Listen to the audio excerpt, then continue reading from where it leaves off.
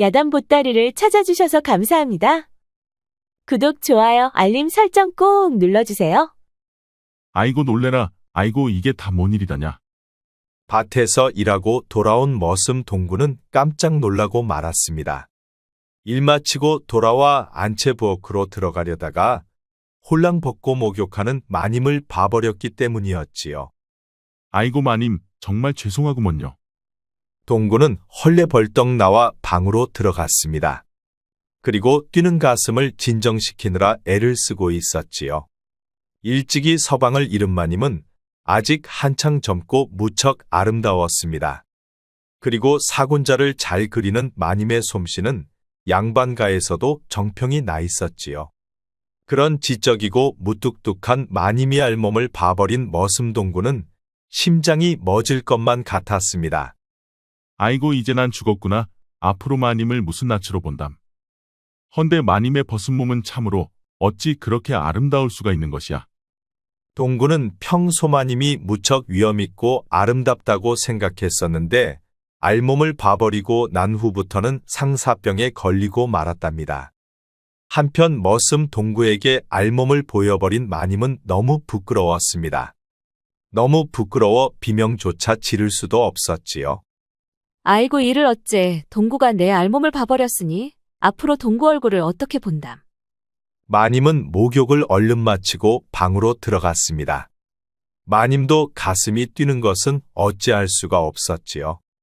18세의 박첨지 외동아들에게 시집와 3년도 안 돼 사고로 서방이 세상을 일찍 두고 말았답니다. 그러다 보니 아직 30도 안 된 마님은 10년 가까이 기나긴 밤을 홀로 지새워야만 했지요.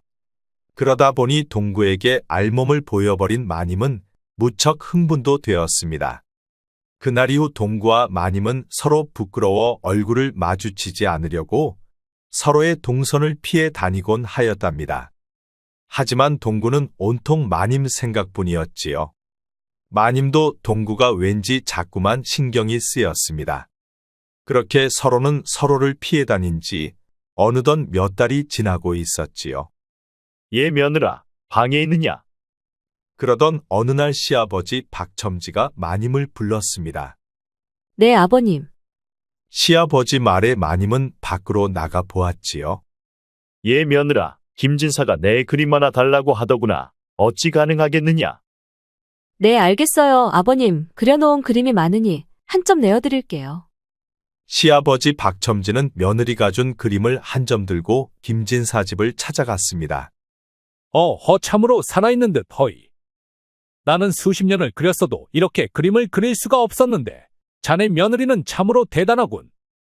이제야 알겠는가? 한양 정대감께서도 며느리 그림을 보시고 홀딱 반했었다네. 하여 내게 그림 한 점 얻을 수 없냐고 물어보시더군. 헌데 그림이 없다면 내주지를 않았지. 아니 한양 정대감께 주지도 않은 그림을 내게 준단 말인가? 그렇다면 내 그냥 말 수가 없구만. 그래 돈으로라도 보답해 주면 되겠는가? 얼마를 주면 되겠나? 아, 이 사람 우리가 어디 한두에 알고 지낸 사이인가? 뭐 그런 걸 돈으로 내시려 하는가? 아 그래도 이리 귀한 것을 내게 주었으니 뭐라도 보답을 해야 하지 않겠는가? 그렇다면 뭐가 좋을꼬? 김진사는 한양의 높은 정대감에게도 주지 않은 그림을 자신에게 준다 하니 새삼 기분이 엄청 좋았지요. 아 그렇다면 이건 어떤가? 내 사위가 명나라 상단일을 하고 있는데 이번에 우리 내외보고 같이 가자고 하더군. 죽기 전에 명나라 구경 한번 실컷 시켜주겠다는 것이야. 그러니 이번에 내 대신 자네가 다녀오면 어떨까 싶네. 김진사의 말을 들은 박첨지는 갑자기 동공이 확 커지는 것이었습니다. 그저 엽전이나 몇 푼 더 받아낼 생각이었는데 명나라 여행이라니 갑자기 귀가 솔깃해지고 말았지요. 오, 그거 괜찮구먼. 어차피 자네는 공자니 돈 안 써서 좋고 나는 명나라 구경하게 되었으니 서로 상부상조로군. 하하. 기회를 놓치지 않고 명나라 여행을 얼른 낚아챈 박첨지는 신이나 집으로 돌아왔습니다. 아니, 아버님 무슨 좋은 일이 있으셔요? 얼굴이 싱글벙글 활짝 피셨네요. 하하, 그렇게 보이느냐? 내 덕을 내가 톡톡히 보는구나. 얘야, 나 없을 때 그림 좀 많이 그려놓거라. 내 이번에 다녀오면 내 그림 가지고 한양도 가고 여기저기 갈 곳이 많단다. 알았어요, 아버님. 헌데 이번에 어디로 가시는 거예요? 내 덕에 내가 명나라 구경을 다 하게 생겼단다. 하하. 아, 정말요? 참 잘 되었네요. 그런데 명나라라면 아주 먼 나라가 아닌가요? 그래서 더욱 가볼 만한 곳이지. 말도 다르고 옷도 다르고 사람 사는 게 우리네와는 아주 딴판이야. 그래서 볼거리가 더 많단다. 하하. 그럼 다녀오시려면 기간은 얼마나 걸리시나요? 거리가 멀다 보니 가는 시간 오는 시간 감안해서 좋기 반년은 되지 않겠느냐. 박첨지는 아주 신이나 명나라 여행 준비에 여념이 없었습니다. 그리하여 반년 동안 가서 쓸 물건을 바리바리 챙겼지요. 얘 며느라 나 없는 동안 집 잘 지키고 있거라. 그럼 내 다녀오마. 알았어요. 아버님 구경도 잘하시고 몸 건강히 잘 다녀오셔요. 그렇게 박첨지는 한양상단으로 길을 떠났습니다. 그리고 한양상단과 함께 명나라로 떠났지요. 한편 시아버지가 여행을 떠나고 없자 며느리는 뭔가 해방된 느낌이었습니다. 밥 챙겨줄 사람도 없고 눈치 볼 사람도 없어졌기 때문이었지요. 그리하여 며느리는 해가 중천에 뜰 때까지 잠도 자고 매일 하던 빨래도 며칠에 한 번씩 하였습니다. 그런데 밤만 되면 너무 무섭기도 하고 외롭기도 하였지요. 다른 건 다 견딜 수가 있었는데 밤이 무서워도 너무 무서웠습니다. 그리고 머슴 동거하고 마주칠까봐 한편으론 겁도 났지요. 밤만 되면 너무 무섭고 외로우니 어디 좋은 방법이 없으려나? 며느리는 고심고심 끝에 이웃마을 어릴 적 친구를 찾아가 보기로 하였습니다. 친구도 서방 없이 홀로 산 지가 꽤 되다 보니 동병상련의 감정도 생겼지요. 그리하여 며느리는 큰 맘 먹고 이웃마을 친구 집으로 향했습니다.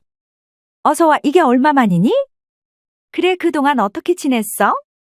그럭저럭 잘 지내고 있었어. 그런데 우리가 못 본 지도 벌써 한 10년은 된 것 같다 해. 그러게 말이야, 너도 혼자 된 지가 벌써 3년이 넘었구나. 그동안 시아버지 밑에서 많이 힘들었겠다. 뭐 나만 힘들었을까? 너는 나보다 먼저 혼자 되었으니 나보다 내가 더 힘들었겠다. 나야 뭐 처음에만 조금 힘들었고 지금은 괜찮아? 나름 재미도 있어. 며느리는 친구가 부럽다는 생각이 들었습니다. 자신은 아직도 젊은 나이에 홀로 살아간다는 것이 항상 가슴속의 아픔으로 남아 있었기 때문이었지요. 헌데 친구는 혼자 살면서도 잘 극복하고 있는 것 같아 부럽기도 하였습니다. 이왕 왔으니 몇 달 푹 쉬다가. 아니, 어떻게 그렇게까지 오랫동안 집을 비울 수 있겠어.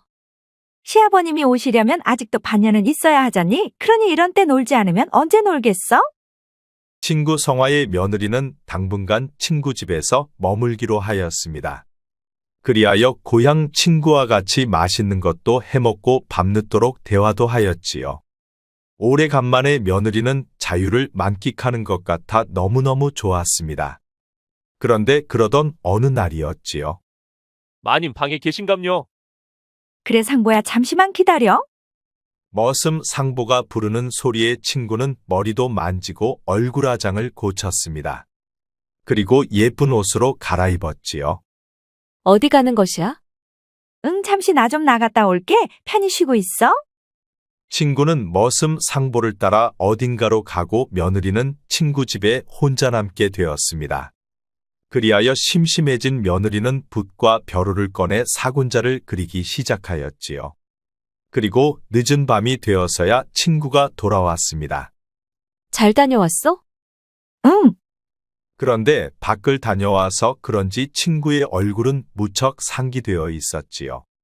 그리고 또 며칠이 지나니 머슴 상보가 찾아와 친구를 불렀습니다. 마님 방에 계신감요? 그래, 상보야, 잠시만 기다려. 머슴 상보 말에 또 친구는 머리를 만지고 화장을 고쳤습니다. 그리고 예쁜 옷으로 골라 입고 밖으로 나갔지요. 그리고 이번에도 친구는 밤늦게 돌아왔습니다. 그런데 이번에도 친구의 얼굴은 무척 상기되어 있었지요. 그리하여 무척 궁금해진 며느리가 물었습니다. 어딜 갔다 오는데 얼굴이 그렇게 홍당무가 되어 있니? 친구는 선뜻 말을 잇지 못하고 뭔가 생각하는 듯 하였습니다. 그리고 조심스럽게 말문을 열었지요. 예, 미순아, 너도 밤이면 많이 외롭지? 그거야 뭐 나만 그러겠어. 서방을 잃은 사람들은 다 똑같겠지 뭐. 그건 그렇지가 않아. 내가 어떻게 하느냐에 따라 달라질 수 있는 것이야. 타고난 팔자가 그러니 뭐 어쩔 수 있겠어? 친구의 아리송한 말에 며느리는 대수롭지 않게 생각을 하였습니다. 자신의 팔자려니 하면서 단순하게 생각을 하였지요. 그 일이 있고 며칠이 지난 어느 날 밤 며느리는 자다 말고 소피가 마려웠습니다. 그리하여 소피를 보려고 일어났는데 친구가 자리에 없었지요. 아니 얘는 자다 말고 어딜 간 것이야? 며느리는 소피 가급해 얼른 뒷간으로 달려갔습니다. 그리고 시원하게 이를 보고 방으로 돌아가려는데 아니 그런데 어디선가 신음소리가 들리는 게 아니겠습니까? 그리고 친구가 방에 없다는 것이 생각난 며느리는 방으로 가던 길을 멈추고 신음소리가 나는 쪽을 살펴보았지요.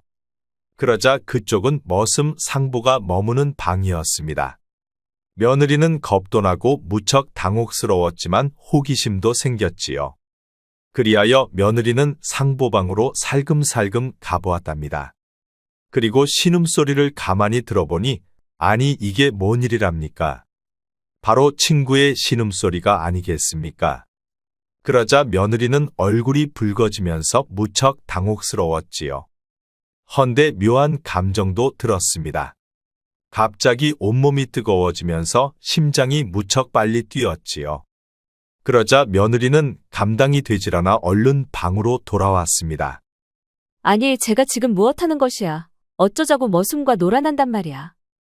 며느리는 흥분된 가슴이 쉽게 진정이 되질 않았습니다. 그리하여 심호흡을 크게 하고 가슴을 진정시키려 애를 쓰고 있었지요. 그렇게 시간이 흐르니 밖에서 친구가 돌아오는 소리가 들렸습니다. 그리하여 며느리는 얼른 이불을 뒤집어 쓰고 자는 척을 하였지요. 그러자 친구는 방으로 들어와 아무 일도 없었다는 듯이 잠자리에 들었습니다. 며느리는 모른 채 하면서 밤새도록 친구가 머슴과 일을 치르는 생각을 하였지요. 그러면서 잠도 한숨 자지 못하고 뜬 눈으로 밤을 새고 말았습니다. 그런데 다음날 날이 밝으니 친구는 평소와 같이 자연스럽게 행동을 하고 있었지요. 예, 미순아, 얼른 일어나 아침밥 먹어. 며느리는 내색을 하지 않고 자리에서 일어나 차려온 밥상 앞에 앉았습니다. 너는 혼자 살면서도 밤낮으로 참 부지런하구나? 뭐 밥이야 여종이 잘 챙겨주니 제때 일어나 밥 먹는 것이야 어려운 것은 없지. 친구는 머슴 상보가 낮에 부르는 날에는 밖으로 나가고 머슴 상보가 부르지 않으면 밤중에 상보방으로 찾아가곤 하였지요. 그렇게 친구는 번갈아 가면서 낮과 밤에 상보를 만나고 있었습니다. 그러던 어느 날 친구가 며느리에게 말했지요. 예, 미순아, 내가 착한 것은 알지만 다른 재미를 한번 가져보는 것도 괜찮지 않겠니? 무슨 재미? 친구는 말을 꺼내놓고 뭔가 무척 조심스러워하는 눈치였습니다. 그러니까 말이야, 내게도 좋은 친구 같은 게 있으면 좋지 않겠니? 친구라면 내가 있는데 또 어떤 친구를 말하는 거니? 그러니까 말이야, 과부의 기나긴 외로운 밤을 채워줄 친구. 말하자면 그런 친구 같은 사내를 말하는 것이지? 친구 말에 며느리는 깜짝 놀랐습니다. 아니, 사실 크게 놀랄 일도 아니었지요. 이미 친구가 머슴하고 놀아나는 것을 알고 있었기 때문이었습니다. 아니 남사스럽게 어떻게 그럴 수가 있니? 처음만 그렇지 시간이 지나면 괜찮아? 그리고 무엇보다 과부의 인생이 그렇게 허무하다는 생각이 덜 들어서 좋아. 며느리는 친구처럼 그렇게 할 자신이 없었습니다. 아니, 그럴 용기도 없었지요. 그리하여 며느리는 말을 잇지 못하고 어물쩍 넘어가고 말았습니다. 그런데 다음날 저녁이 되니 친구가 갑자기 술상을 보았지요. 아니 갑자기 웬 술상이야? 오늘은 술 생각이 나서 한잔하려고. 그리하여 며느리와 친구는 주거니 받거니 술을 한잔하고 있었습니다. 마님, 저 왔구먼요. 아니 그런데 갑자기 웬 낯선 사내의 음성이 들려오는 게 아니겠습니까? 그래, 어서 이리 들어오거라. 그러자 갑자기 사내가 방문을 열고 불쑥 안으로 들어왔지요. 인사하거라. 전에 내가 말한 내 오랜 친구이니라. 칠복이 인사드리겠습니다요, 마님. 얘는 옆마을 김진사댁 머슴인데 괜찮은 아이 같아서 내가 오라 했어. 느닷없는 친구 말에 며느리는 무척 당혹스러워 어쩔 줄을 몰랐습니다. 자, 너도 어서 이리 앉아 술잔을 받거라. 알겠습니다요, 마님. 칠복이는 며느리 옆에 바짝 앉아서 친구의 술잔을 받았습니다. 그러자 며느리는 너무도 당혹스러웠지요. 친구 이술을 연거푸 받아 마신 칠복이가 취기가 올라왔는지 며느리에게 말했습니다. 마님, 지가 오늘 밤 화끈하게 모실 것이니 마음 놓고 마님도 제잔 한 잔 받으시지요. 칠복이는 술잔에 술을 가득 채워 며느리에게 내밀었습니다. 아니다, 나는 이미 과한 듯 하구나. 그러니 내가 마시거라. 아이고, 마님 제잔을 받지 않으시면 지가 섭하지라. 지는 일부러 마님을 모시려고 옆마을에서 냉큼 달려왔구먼요. 며느리는 칠복이 성화의 술잔을 받지 않을 수가 없었습니다. 그리하여 칠복이 잔을 받아 한 모금 마시고 술잔을 내려놓았지요. 아니, 마님, 술잔을 남기시면 이놈의 성의가 불쌍하지 않습니까요? 그러니 남기지 마시고 쭉쭉 들이키시지요. 사내와 처음 술을 하게 된 며느리는 어쩔 줄을 몰랐습니다. 머슴이 따라준 술이라 하여 거부하면 무시한다고 할 것 같아 며느리는 억지로 먹지도 못하는 술잔을 모두 비우고 말았지요. 아이고, 마님, 이렇게 술을 잘하실 것이면서 어찌 빼고 그랬습니까요? 자, 여기 한 잔 더 쭉 들이키시지요. 칠복이는 또 술잔에 술을 가득 채워주었습니다. 아이고, 배야 못을 잘못 먹었는지 살살 배가 아프네. 아니 그런데 친구는 배가 아프다며 살며시 자리를 떠나고 말았습니다. 그러자 칠복이는 이제 대놓고 며느리에게 술을 더욱더 권하기 시작하였지요. 아니다, 이제 정말 너무 과하게 마셨구나. 이제 나도 취기가 올라오니 그만 마시련다. 아니, 그럼 지가 힘들게 여기까지 온 보람이 없지 않겠습니까요? 그러니 조금만 더 마시지요. 여기 마지막 잔이니 단번에 쭉 들이키시지요. 마지막 잔이라는 칠복이 말에 며느리는 칠복이 잔을 받고 말았습니다. 그리고 홀짝홀짝 들이켰지요. 그러자 며느리의 온몸이 벌겋게 올라오면서 몸도 뜨거워졌습니다. 그리고 정신까지 가물가물해졌지요. 마님, 이제 몸도 달아오른 것 같으니 이놈이 솜씨 한번 발휘해 보겠습니다요. 칠복이는 말도 채 끝내기도 전에 며느리의 옷고름을 풀었습니다. 그래도 며느리는 정신이 가물가물하였지요. 그리고 속것까지 벗긴 칠복이는 어느새 며느리 위로 올라타고 말았습니다. 아니 그런데 그때였습니다.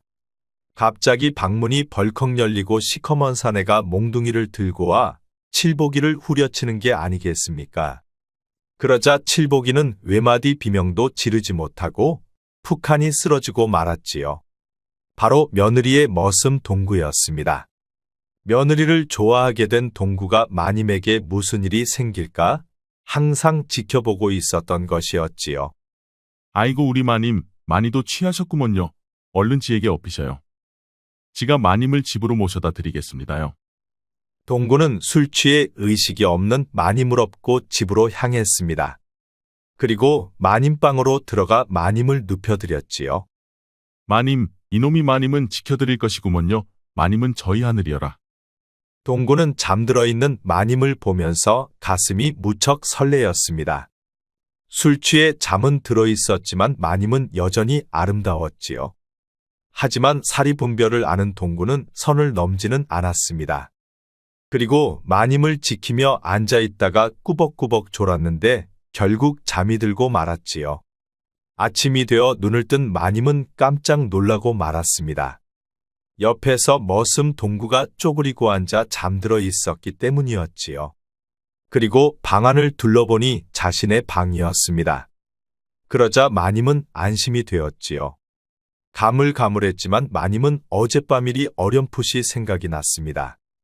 친구 집에서 머슴 칠복이가 자신에게 술을 잔뜩 먹이던 일, 그리고 칠복이가 자신을 덮치던 일, 그런데 갑자기 동구가 불쑥 들어와 칠보기를 쓰러뜨리던 일이 가물가물 생각이 났지요. 그러다 보니 마님은 옆에서 잠들어 있는 동구를 보면서 왠지 가슴이 설레었습니다. 평소 착하고 성실한 동구가 위험할 때면 자신을 지켜주고 있다는 생각이 들었기 때문이었지요.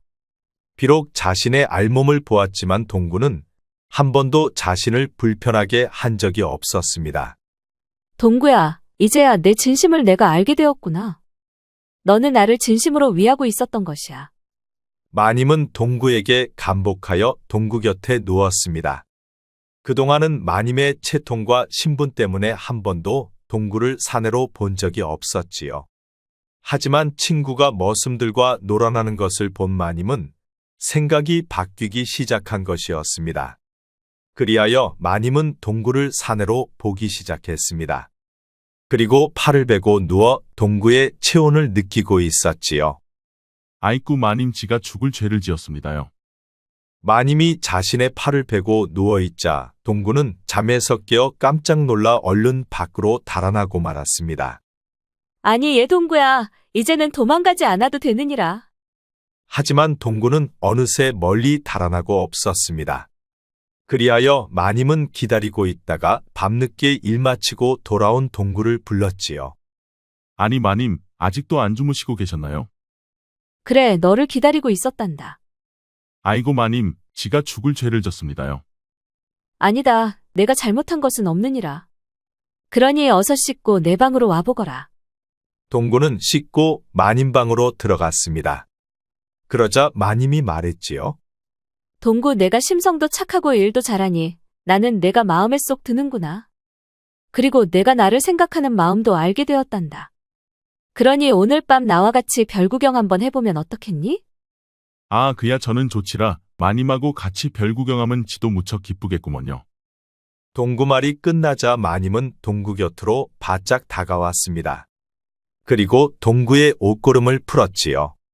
그러자 동구는 깜짝 놀라 벌벌 떨면서 두 눈을 질끈 감았습니다. 아니 그런데 어느새 마님이 손이 깊숙이 그곳까지 들어오는 것이었지요. 그러자 심장이 터질 것 같아 더 이상 참을 수 없던 동구는 벌떡 일어나 바지를 들어올리고 불이 나게 밖으로 뛰쳐나갔습니다. 아니, 얘 동구야, 별 보자고 해놓고 어딜 가는 것이야. 동구는 또 이미 멀리 사라지고 없었습니다. 아니, 제가 같이 별 보기로 하고는 왜 또 내빼는 것이야. 에휴. 마님은 허탈해도 너무 허탈했습니다. 이제 시아버지 올 날도 얼마 남지 않았는데 동구하고의 밤은 이루어지질 않고 있었지요. 큰맘 먹고 용기를 내어봤지만 너무 심성이 착한 동구는 결정적일 때마다 뛰쳐나가곤 하였습니다. 에휴, 참으로 쉬운 게 하나도 없구나. 내 평생 남자복이라곤 하나도 없는 외로운 팔자가 아니련가. 그 후로 동구는 마님을 피해 다니다 보니 마님은 동구를 통 볼 수가 없었습니다. 그렇게 시간은 흘러 시아버지 박첨지가 돌아오실 날이 지나고 있었지요. 헌데 돌아올 날이 한참이 지났어도 시아버지는 돌아오질 않았습니다. 그리하여 시아버님에게 무슨 일이 생긴 것은 아닌가 하여 걱정이 된 마님은 방 안에서 훌쩍이며 울고 있었지요. 그러자 밖에서 동구 목소리가 들렸습니다. 마님, 무슨 일이 있으신감요? 동구 소리에 반가워 마님은 눈물을 닦고 후다닥 밖으로 나갔습니다. 아버님께서 오실 때가 한참이나 지났는데도 아직 깜깜무소식이구나. 그러니 내가 너무 걱정이 되는구나. 첨지나리는 명나라로 구경을 가지 않으셨는감요? 그렇단다. 그런데 오실 날이 한참이 지났는데도 오시지를 않는구나. 마님이 시아버지 걱정 때문에 눈물 짓는 것을 보니 동구는 왠지 가슴이 아팠습니다. 지가 한번 알아볼까요, 마님? 그래, 내가 한번 알아볼 수 있겠느냐. 첨지나리 소식을 알만한 곳들을 우선 찾아봐야겠지요. 그래, 너라도 나서서 제발 한번 알아보거라. 아버님이 너무 걱정되는구나. 그리하여 동구는 박첨지가 명나라로 함께 갔다는 상단을 찾아갔습니다. 그리고 상단문지기에게 물어보았지요. 우리 첨지나리께서 이곳 상단과 명나라로 함께 떠나셨는데 아직도 소식이 없어서 찾아왔습니다요. 아니 어디서 떨거지 같은 게 찾아와서 쓸데없는 소리 지거리는 것이냐? 어서 저리 썩 꺼지거라. 동구가 아무리 사정을 해보아도 상단문지기는 쓸데없는 소리를 한다며 동구를 몽둥이로 내쫓는 것이었습니다. 그러자 오기가 생긴 동구는 고심 끝에 푸죽간으로 가서 고기 한 덩어리를 사왔지요. 그리고 고기를 여러 조각으로 나누었습니다. 그리고 동구는 다시 상단 문지기를 찾아갔지요. 그리고 넘어지는 척 하면서 고기 한 점을 문지기 주머니에 살짝 넣어두었습니다. 아이쿠 형님 죄송합니다요. 아니, 이놈이 왜 또 찾아온 것이야? 그리고 동구는 얼른 게장 수집을 찾아갔습니다. 그리고 살금살금 기어가 미친 개를 하나 풀어주었지요. 그러자 미친 개는 동구가 조각조각 떨어뜨린 고기를 달려가 주워 먹더니 급기야는 상단 문지기에게 달려들었지요. 그러자 문지기는 깜짝 놀라 걸음아 나 살려라 도망치고 말았습니다. 그러자 미친 개는 포기를 하지 않고 상단 문지기만 죽어라 쫓아다녔지요. 그렇게 상단 문지기가 입구에서 사라지자 동구는 얼른 상단 안으로 들어갔습니다. 그리고 상단 사람들에게 물어서 대행수를 찾아갔지요. 어찌 나를 찾아온 것이오? 그러자 무척 젊은 처녀 대행수가 나왔지요. 저의 박첨지나리께서 이곳 상단과 함께 명나라로 여행을 떠났다 들었습니다. 헌데 돌아올 날이 한참이나 지났는데 아직도 돌아오시지 않아서 찾아왔습니다요. 나는 금시초문이요. 우리 상단에서는 일반인이 절대 동행을 하지 않습니다. 동구는 대행수 말에 깜짝 놀랐습니다. 아니 그렇다면 박첨지나리는 이곳에 오지 않았단 말입니까요? 그렇습니다. 대행수와 말을 마치고 나온 동구는 생각이 많았습니다. 첨지나리께서 상단을 가지 않았다면 명나라에 가지 않은 것이야. 그렇다면 첨지나리는 조선에 있다는 이야기인데 뭔가 구린 냄새가 나는군. 첨지나리는 집에서는 출타를 하셨고 상단에는 오지 않으셨다면 김진사가 제일 의심스러운 게 아닌가. 생각이 그리 좁혀진 동구는 어떻게 하면 박첨지 나리를 찾을 수 있을지 고심고심을 하였습니다. 그리고 김진산의 머슴 칠보기를 기생집으로 불러냈지요. 그리고 미리 기생들에게 이야기하여 칠보기에게 술을 잔뜩 먹일 것을 주문해 놓았습니다. 아니, 내가 어떻게 이런 자리를 다 마련한 것이야? 아 글쎄 내가 꽁돈이 좀 생기지 않았겠냐. 그래서 혼자 먹기는 심심하고 해서 내 생각이 나서 불렀지. 아, 그려. 내가 이제 보니 사람 볼 줄 아는구나, 하하. 칠보기는 아주 신이 나서 기생들이 따라주는 술을 잘도 받아 마셨습니다. 칠보기에게 철석같이 달라붙은 기생들이 방방 띄워주니 칠보기는 이게 웬 떡이냐 무척 좋아하였지요. 그러다 결국 칠보기는 잔뜩 술에 취해 횡설수설하고 있었습니다. 그러자 동구가 기생들에게 말했지요. 이제 너희들은 나가보거라. 우리가 참 잘했지요. 그러니 나가실 때 버선값은 챙겨주셔야 합니다요. 그래 알았다 걱정 말 거라. 그리하여 기생들이 나가자 동구는 칠보기에게 물었습니다. 야 칠보가 박첨지나리는 어디 계시냐? 동구 말에 칠보기는 계속 횡설수설만 하였습니다. 그러자 안 되겠다고 생각한 동구가 술을 썼지요. 박첨지나리께서 밭대기 하나 내게 떼어준다고 했으니 내 그것을 내게 줄 것이야. 그러니 박첨지나리가 어딨는지 어서 말해보거라. 그러자 칠보기가 술김에도 귀가 솔깃했는지 동구에게 말했지요. 점지나리는 진사나리 광에 갇혀있구만 서서. 칠보기는 그 말을 끝으로 쓰러져 잠이 들고 말았습니다. 그러자 동구는 기생들에게 버선값을 치러주고 곧바로 김진사 집으로 달려갔지요. 그리고 담장을 넘어 광으로 곧바로 찾아갔습니다. 그리고 잠겨있는 자물통을 뜯어내고 안으로 들어가 보았지요. 그러자 이게 뭔 일이랍니까? 박첨지나리가 초췌한 모습으로 꽁꽁 묶여있는 게 아니겠습니까? 첨지나리 정신 좀 차려보셔요. 저 동구입니다요. 아니, 정말 동구가 맞느냐? 그렇지라 어서 제 등에 업히셔요. 박첨지 눈에서는 눈물이 쏟아져 내렸습니다. 꼼짝없이 죽는 줄만 알고 있었기 때문이었지요. 동구는 묶여있는 밧줄을 끊어내고 박첨지를 업었습니다. 그리고 불이 나게 집으로 달려갔지요. 아니, 아버님 아니셔요. 이게 어떻게 된 일이에요? 내가 김진사 놈에게 꼬박 쏘갔구나. 그 놈이 내 재산을 노리고 내게 수를 쓴 것이었어. 그러니 이럴 시간이 없다. 동구 너는 지금 곧바로 포도대장 집으로 달려가서 내 상황을 전하거라. 그리하면 포도대장이 당장 달려올 것이다. 그리하여 동구는 불이 나게 달려가 포도대장에게 자초지종을 모두 이야기하였지요. 그러자 박첨지에게 신세를 크게 졌던 포도대장은 벌떡 일어나 한밤중에도 종사관을 불렀습니다. 그리고 포조를 이끌고 가 자고 있는 김진사를 추포하였지요. 그리하여 김진사는 곤장을 맞고 반병신이 되어 옥에 갇히고 말았습니다. 하마터면 큰일 날 뻔했습니다. 첨지영감. 그러게 말이요, 포도대장. 나도 꼼짝없이 죽는 줄만 알았소. 조사해보니 첨지영감의 땅을 차지하고 김진사는 첨지영감을 죽이려고 하였더이다. 세상에 언 놈을 믿어야 할지 모르겠소. 지근에 있는 놈이 그런 짓을 벌였다는 게 아직도 믿어지지가 않소이다.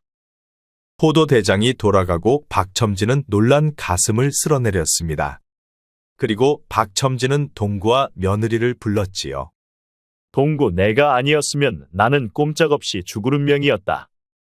내가 전 재산을 넘겨주었어도 김진사놈은 내 입막음을 위해 나를 반드시 죽였을 것이다. 허니 동구, 내가 나를 살린 것이다. 박첨지는 동구를 붙들고 눈물을 하염없이 흘렸습니다. 그렇게 한참을 울고 난 박첨지가 다시 말문을 열었지요. 동구야, 나는 내게 목숨을 비쳤으니 내가 내 양자가 되거라. 그리만 하면 내 재산을 모두 내게 물려줄 것이다. 동구는 박첨지 말에 깜짝 놀라고 말았습니다. 아니, 지가 어떻게 언감생심 첨지나리의 양자가 될 수 있단 말입니까요? 가당치도 않습니다요. 그래, 동구야. 아버님 말씀처럼 내가 아버님의 양자가 되는 게 맞는 것 같다. 그래야 아버님도 마음이 편하시지 않겠느냐. 아니, 그럼 지가 첨지나리의 양자가 되면 마님은 어떻게 되는 것입니까요? 그러자 박첨지가 마님을 보았지요. 마님도 동구 말에 박첨지를 보면서 서로 말문을 잇지 못했습니다. 그러자 한참 만에 박첨지가 먼저 말문을 열었지요. 미순이는 나의 며느리니 동구가 양자가 되면 며느리는 동구의 처가 되어야 하지 않겠느냐. 박첨지 말에 이번에는 며느리와 동구가 서로 얼굴을 뻔히 바라보았습니다. 그러자 동구가 먼저 말을 꺼냈지요. 지가 만약 첨지나리 양자가 된다면 마님이 지처가 되는 것은 지도 좋구먼요. 오, 그래. 그럼 동구는 되었고 며느리 생각은 어떠하느냐? 박첨지 말에 며느리는 얼굴이 붉어지면서 수줍은 듯이 고개만 끄덕였습니다. 며느리도 동구를 좋아하고 있었기 때문이었지요. 오냐, 그럼 이제 모두 되었구나. 하하. 그렇지 않아도 동구, 내가 우리 집에 들어오고 나서 내가 신경 쓸 일이 하나도 없더구나. 그리하여 내 너를 마음에 두고 있었느니라. 헌데 이렇게 되었으니 이것이 다 하늘의 뜻이 아니겠느냐. 그리하여 동구와 며느리는 보는 사람들도 있으니 혼례는 약식 혼례를 올렸습니다. 그리고 신혼 첫날 밤이 되었지요. 마님, 실은 지도 마님을 마음속으로 염모하고 있었습니다요. 헌데 지 신분 때문에 마님에게 해를 끼칠까 염려가 되었었구먼요. 그래서 지도 눈물을 머금고 마님을 피할 수밖에 없었습니다요. 그랬었군요, 서방님. 저는 서방님이 제가 싫어 피하는 줄만 알았지 뭐예요. 헌데 이제 우리는 하늘의 뜻에 따라 당당한 부부가 되었지요. 그러니 이제는 도망치지 말고 어서 제게 가까이 와보셔요. 그리하여 신혼 첫날 밤 마님이 그토록 권했던 동구하고의 밤이 이루어지고 말았습니다. 동구도 더 이상 내빼지 않고 마님의 손길을 받아주었지요. 한 번만 더 해주셔요. 그동안 못다한 것을 내 오늘 밤 보상받고 싶어요. 그리하여 동구는 아침이 밝을 때까지 마님을 놓아주지 않았습니다.